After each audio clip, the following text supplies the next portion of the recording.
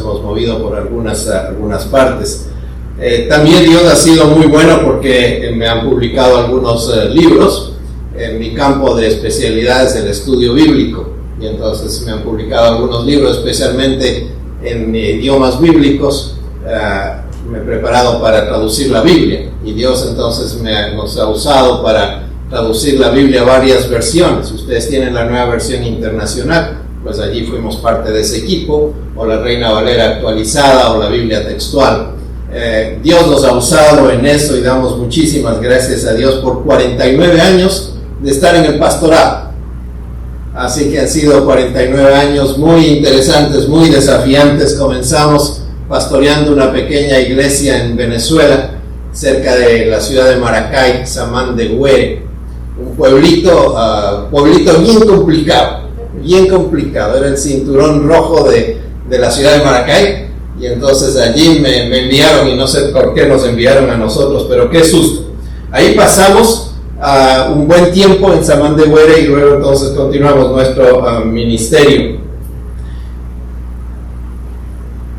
Una de las cosas grandes que Dios me ha dado, lo más grande que Dios me ha dado, es mi esposa. Tenemos 48 años de casados, vamos a cumplir 48 años de casados en 2 semanas. Dios ha sido muy bueno con nosotros durante ese tiempo, tan bueno que nos ha dado 2 hijos. 2 hijos entonces que están en el ministerio, los 2, están metidos en el trabajo pastoral de cierta manera, y también nos ha dado 5 nietos. Ya son grandes, o más o menos grandes. Ya algunos ya están en la universidad, otros ya terminaron la universidad, pero Dios ha sido muy bueno con nosotros. Pero lo que nosotros ya hemos aprendido durante este tiempo es en este deambular, quizás sirviendo en un país, en otro país, es que la iglesia es algo fantástico. Decía un escritor que la iglesia es el mejor invento de Dios, hasta que se metió el ser humano de por medio. Y ahí empiezan los problemas. Pero la iglesia es una bendición muy grande, y para mí ha sido una bendición muy grande, y el poder estar en una iglesia, el poder estar trabajando en una iglesia, y el ser responsable de una u otra manera en una iglesia. Yo quisiera compartir con ustedes al menos 3 responsabilidades.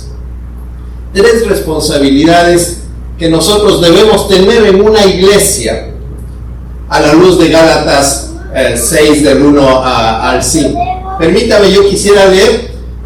Yo sé que tenemos la lectura aquí en la pantalla, pero siempre es bueno que usted tenga allí su Biblia o su teléfono para que usted pueda ir siguiendo. Durante todo este tiempo vamos a tener la pantalla, que espero que esté bien así, dividido en 2, entonces ustedes podrán seguir el texto bíblico y en parte lo que yo estoy diciendo. Pero permítame, yo leo y ustedes van siguiendo con la vista o siguiendo sencillamente con el oído. Hermanos, si alguno fuere sorprendido en alguna falta, vosotros que sois espirituales, restauradle con espíritu de mansedumbre, considerándote a ti mismo, no sea que tú también seas tentado. Sobrellevad los unos las cargas de los otros, y cumplid así la ley de Cristo. Porque el que se cree ser algo, no siendo nada, a sí mismo se engaña. Así que cada uno someta a prueba su propia obra, y entonces tendrá motivo de gloriarse solo respecto de sí mismo y no en otro, porque cada uno llevará su propia carga. Permítame orar. Buen Padre, quisiéramos agradecerte porque nos cuidas, agradecerte porque nos das el privilegio de esta tarde abrir tu palabra y dejar que tu palabra nos hable. Señor, a lo mejor muchos de nosotros hemos leído varias veces este texto, que podamos acercarnos hoy pensando que es la primera vez y que tú tienes un mensaje para nosotros. Que sea el Espíritu Santo, Padre, el que esté obrando en el corazón de cada uno de nosotros. En el nombre de Cristo Jesús. Amén. Estamos para los demás. Eso es lo primero que yo quisiera tener en la mente de cada uno de nosotros. Comienza diciéndonos el texto, fíjense ustedes, hermanos, si alguno fuere sorprendido en alguna falta, es una situación real. una situación tristemente real. Nosotros vamos a estar algún momento en pecado. Usted y yo. No podemos escaparnos de eso lastimosamente. Y ahí es que la iglesia se convierte en un hospital, donde todos nosotros somos pacientes, pero también donde todos nosotros somos médicos. Porque Dios nos dio a la iglesia, Dios dio al mundo a la iglesia, para que seamos un instrumento de bendición para la gente. Somos pacientes y somos médicos. Estamos aquí porque necesitamos ayuda y estamos aquí para ayudar. Nos dice el texto igual que si alguno de nosotros es sorprendido en alguna falta, es decir, si alguno de nosotros, cualquiera de los que estamos aquí, se nos encuentra en un pecado, no es un rumor, no es fake news, es una certeza, es algo comprobado e investigado. Nosotros somos muy propensos, todos los seres humanos, a juzgar con mucha facilidad. Y cuando vemos un hermano que pensamos que tal vez creemos que puede ser que ha dicho eso, enseguida lo señalamos. Y a lo mejor no es así. Somos muy propensos a señalar el pecado en los demás. Pero el texto lo que nos quiere decir en esta primera parte es que nosotros tenemos que estar bien seguros. Alguno tiene que ser sorprendido, es decir, infraganti. Nosotros tenemos que ver a la luz de la Biblia si es que realmente esa persona está o no está en pecado.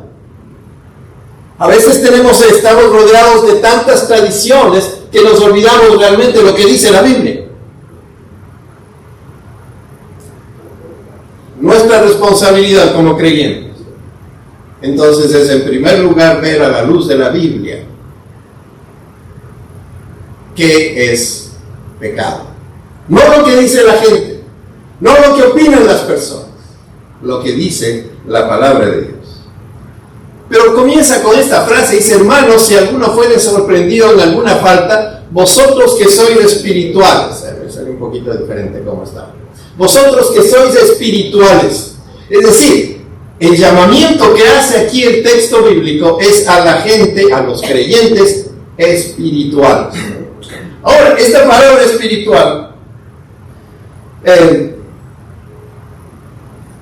la tomamos con tanta ligereza.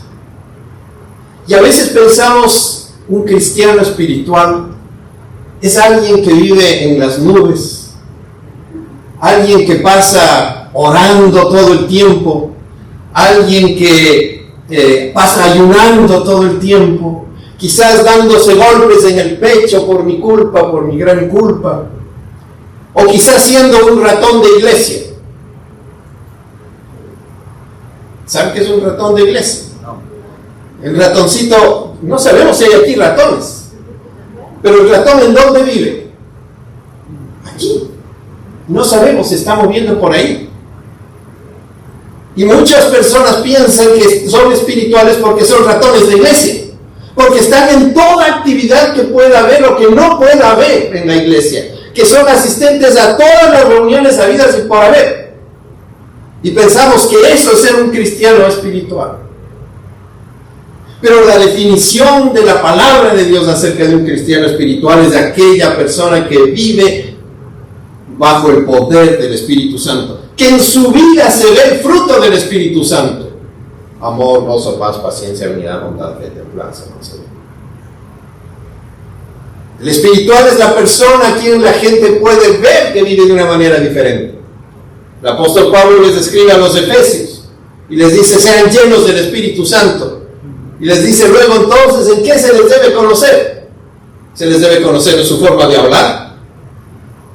Se les debe conocer entonces que tiene un cántico de gratitud en su vida, que tiene un cántico en su corazón también, y que se someten unos a otros.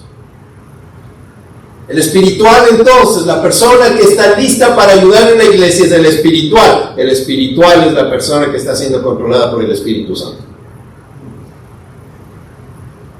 vosotros espirituales, restaurar.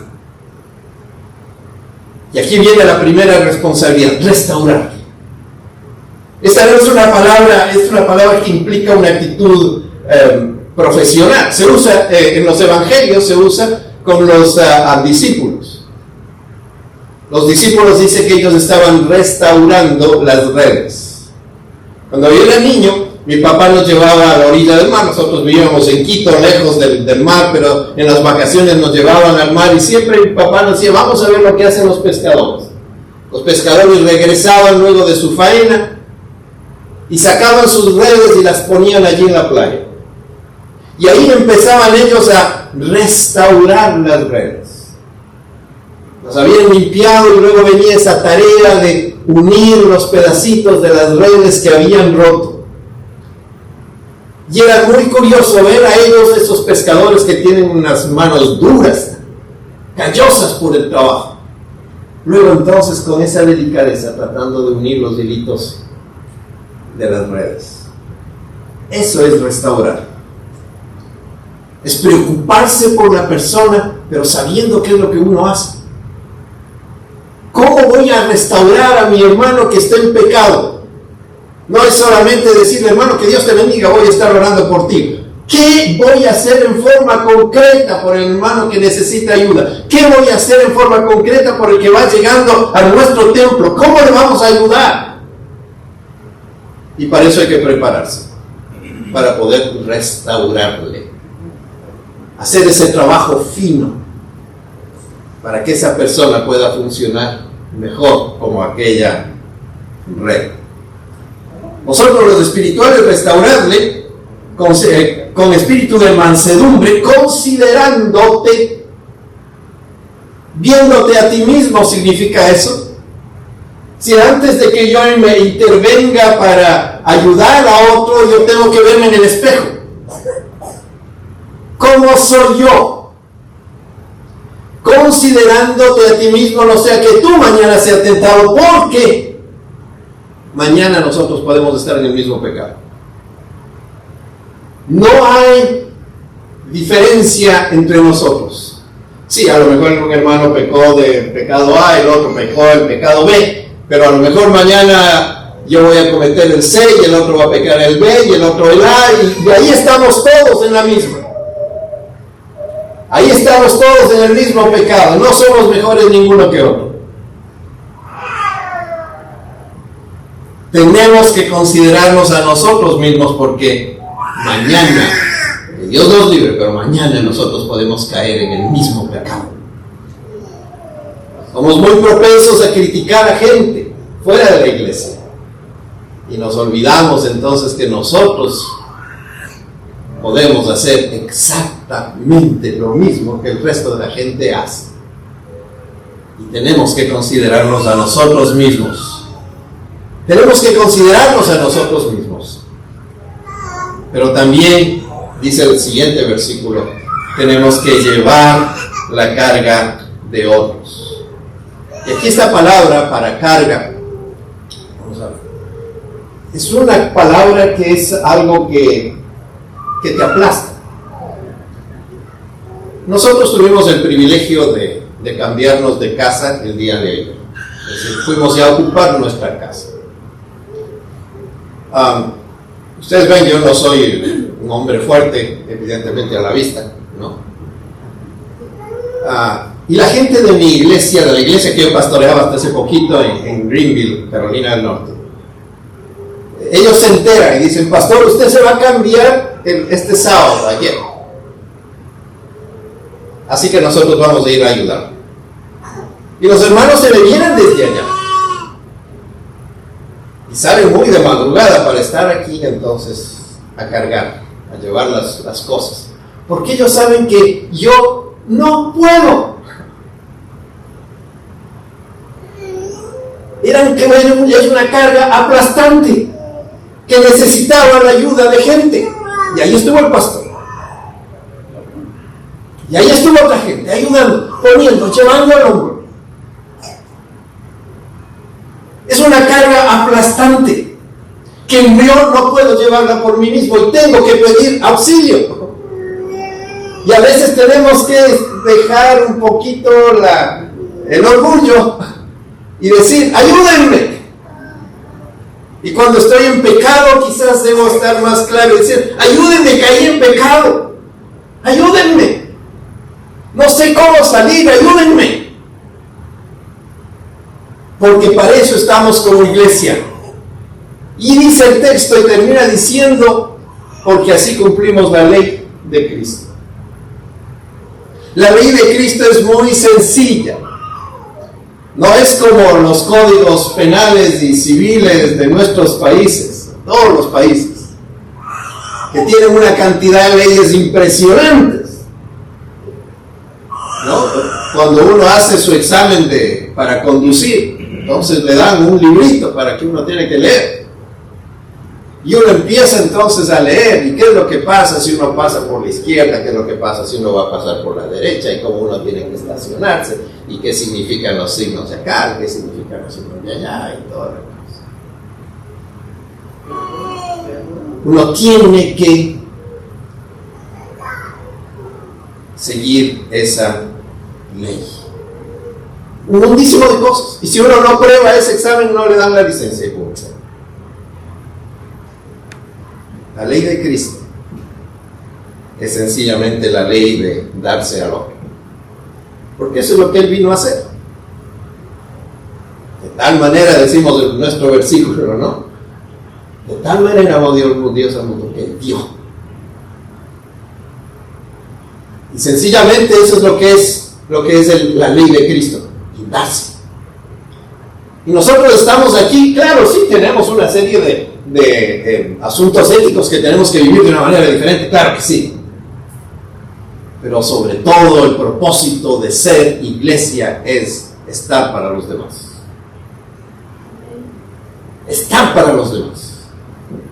En función de otros. Estar para los demás. En primer lugar, entonces, estamos para los demás. Eso he aprendido yo como iglesia. Que nosotros estamos aquí para los demás. En segundo lugar, nosotros tenemos que autoevaluarnos.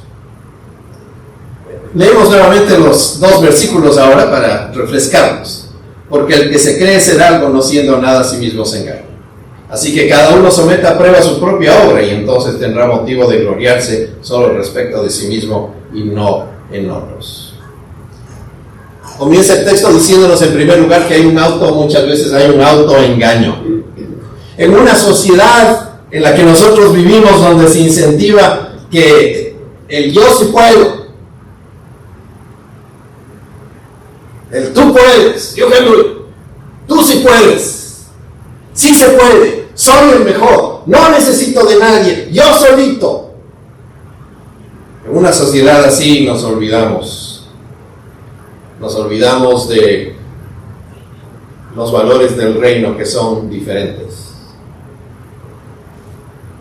Nosotros no somos los que sabemos todo. No tenemos dominio de todas las cosas. Nosotros estamos aquí para servir. Somos los más pequeños. Estamos aquí para servir. Somos lo que somos por la gracia de Dios. No por nuestro esfuerzo, y peor por nuestras virtudes propias y egoístas. Estamos aquí por la gracia de Dios. No tenemos nada para ofrecerle a nuestro Dios. Como iglesia no podemos decirle nada, sino solamente decirle, aquí está mi vida. Y Dios en su gracia, en su voluntad nos ha recibido. Y entonces, ¿qué puedo yo decir? Y que creo que cada uno de nosotros, en el momento que estamos ahí a solas con nuestro Padre, podemos decirle, Señor, ¿qué tengo yo para dar? ¿Qué soy yo? Donde ya nadie nos está escuchando. Donde estamos cada uno de nosotros y Dios. Donde ya no le puedo engañar, ya no le puedo decir, fíjense qué bueno que soy, yo prediqué el domingo.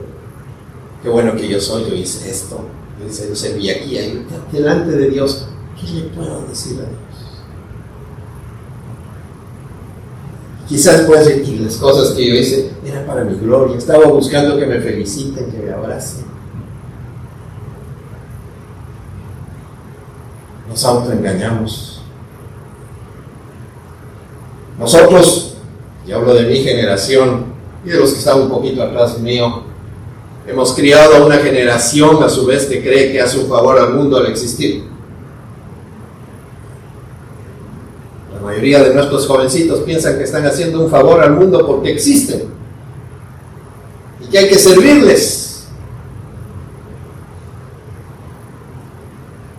Hemos criado esa generación. Nosotros somos los responsables. A veces les echamos la culpa a ellos, pero nosotros somos los responsables, los papás, que no educamos bien a nuestros hijos. A veces siempre decimos nosotros, ¿no? A nuestros hijos, este es un niño mal educado. Y la pregunta es, ¿y quién le maleducó? Hemos criado una cultura, una generación que se autoengaña, que piensa que todos están para servirle. Y muchas veces en la iglesia también pensamos que todo el mundo tiene que servirnos. Estamos en este país y queremos no pagar impuestos. ¿Por qué? Porque somos iglesia. No cumplir las leyes. ¿Por qué? Porque somos iglesia. Y buscamos privilegios con el gobierno de turno. Y ahí vienen entre los políticos de lado y lado. Yo he hecho como nadie ha hecho por la iglesia evangélica. Nosotros no necesitamos de Cristo. No necesitamos de ningún político. Pero nos autoengañamos y pensamos que somos lo más importante, que somos el ombligo del mundo. Dice, cuidado. El texto nos habla aquí, entonces, que debemos tener mucho cuidado, porque el que se cree ser algo no siendo nada a sí mismo se engaña. Así que cada uno someta a prueba su propia obra, y entonces tendrá motivo de gloriarse solo respecto de sí mismo y no en otro. Probémonos a la luz de lo que nosotros somos ahora. No lo que decimos, sino lo que hacemos. Comparémonos con nosotros mismos. No pensemos yo soy mejor que fulanito, mejor que sutanito. ¿Que en cuanto a mí soy más fiel a Cristo que hace 5 años? ¿Soy más fiel a Cristo que ayer? ¿Estudio más la palabra de Dios? ¿Soy más maduro? ¿Ayudo más? ¿Amo más? ¿Soy mejor padre? ¿Soy mejor madre? ¿Soy mejor hijo? ¿Soy mejor empleado? ¿Cómo me autoevalúo a mí mismo? ¿Cómo me pruebo a mí mismo? Y como iglesia, entonces, tengo que, en primer lugar, entender que estamos para el otro. En segundo lugar, que tenemos que autoevaluarnos. Y en tercer lugar y finalmente, todos tenemos que participar. Todos tenemos que participar. Todos debemos participar, porque cada uno llevará su propia carga. Sí, es una contradicción con el versículo 2. Recuerden el versículo 2. Sobrellevar los unos las cargas de los otros. Y ahora dicen, porque cada uno llevará su propia carga. Es interesante que aquí se usan dos palabras diferentes, que en el español se traduce igual, pero son dos palabras completamente diferentes. La una veíamos que es una carga aplastante. En cambio, esta es una carga necesaria. Mi país, el Ecuador, es exportador de petróleo. Entonces tenemos un oleoducto que sale desde el Amazonas, se atraviesa todos los Andes y termina en el puerto de Esmeraldas, en la frontera con Colombia. En ese puerto entonces llega el ducto petrolero y les llena literalmente una manguera que se pone en el barco. Entonces empiezan a llenarse los barcos con el petróleo. Cuando yo conocí eso, para mí fue muy interesante ver ahí los barcos petroleros, que son una cosa inmensa, donde les ponían entonces la manguera, y de repente yo veo en otra parte del barco un Bueno, yo hacía un chorrito de agua, pero realmente era un montón de agua que iba saliendo. Por un lado le metían petróleo y por otro lado le salía agua, hermano. Entonces mi pregunta es, ¿qué pasó? ¿Qué es? Y me explicaban que los barcos, pues los barcos petroleros son huecos completamente, pero para poder navegar necesitan tener un peso. Y es si usted va a su casa hoy y toma un vaso de plástico, llega al lavabo, le pone agua ahí en el lavabo y ponga el vaso de plástico ahí sobre el lavabo, el agua. ¿Qué va a pasar con ese vaso? ¿Flota? ¿Seguro? Se cae. Se voltea. Se voltea. ¿Por qué se voltea? Porque está vacío. Entonces uno tiene que ponerle un poquito de agua y lo pone nuevamente en el agua y ahí sí el vaso se mantiene flotando. La vida del creyente es exactamente igual. Como aquel barco petrolero no puede estar hueco porque se voltea y necesita agua y luego le mete el petróleo, y como aquel vaso y como nuestra vida cristiana necesitamos asumir una responsabilidad. Si no llevamos una carga, nos hundimos. Si no cumplimos una responsabilidad en el cuerpo de Cristo, nos hundimos. No existe el don de estar sentado los domingos en la iglesia. Ese don no existe. Todos tenemos que trabajar. Estamos aquí en la iglesia para trabajar. No hay otra alternativa. Y dice el texto, cada uno, y es la manera entonces como Pablo quiere enfatizarnos aquí. Cada uno, no hay excepción. Todos somos parte del cuerpo de Cristo. Cada uno. Cada uno. No hay ni una sola persona que pueda decir yo no tengo nada que hacer en la iglesia. Todos tenemos que llevar una carga, una responsabilidad. Para mí es bonito ver el culto en esta mañana.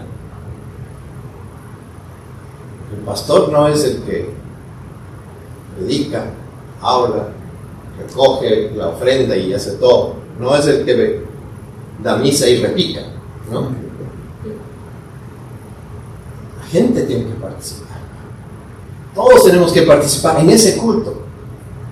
Pero después de entre semana, esta semana yo he estado en contacto con el pastor un montón de veces. Y le veo que está en todas partes. ¿Y usted dónde está, pastor? Yo estoy haciendo esto. Y yo estoy haciendo que no me haga. El pastor es hormiguita. Es que está en todas partes ayudando a la gente. Pero mi pregunta es, ¿y el resto? ¿Dónde estamos? ¿Dónde estamos? Permítame terminar diciendo que Dios nos ha puesto en esta ciudad por alguna razón. Dios nos ha puesto en esta iglesia por otra razón interesante. Y Dios, lo más interesante es que nos ha puesto juntos. Ahora nosotros tenemos que trabajar en esta ciudad, en esta iglesia, y trabajar juntos. Y ahora nosotros nos convertimos, o tenemos una responsabilidad de restaurar al resto. Tenemos que restaurar a la gente que necesita el amor de Cristo. Pero en ese proceso debemos examinarnos a nosotros mismos y ver cómo estamos, para de esa manera estar llevando nuestra responsabilidad para no hundirnos como aquel vaso, como aquel barco. Permítame orar por nosotros. Señor, Pablo es claro y nos pone estas responsabilidades como iglesia. La iglesia es algo fantástico, pero tenemos nosotros que asumir estas responsabilidades. Estamos aquí para los demás, pero al mismo tiempo tenemos que examinarnos a nosotros mismos. Y al mismo tiempo también, Padre, tenemos que llevar nuestra responsabilidad. Te pido, Padre, que tú bendigas al pastor y que nos bendigas a cada uno de nosotros para que cumplamos la ley de Cristo. en el nombre de Cristo Jesús.